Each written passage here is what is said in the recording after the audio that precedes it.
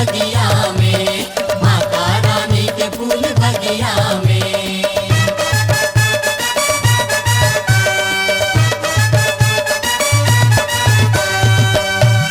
Sundarani film production की पावन प्रस्तुति, स्वर कोकिला अलका चंद्राकर के स्वर में मन मोहना कान्हा। बंसी पटमा मोर करिया सावर गोरिया बोला भावे नहीं रे बंसी पटमा। बंसी पटमा मोर करिया सावर गोरिया बोला। वीडियो सीडी और टेप कैसेट उपलब्ध है आपके नजदीक की दुकान में। मन मोहना कान्हा।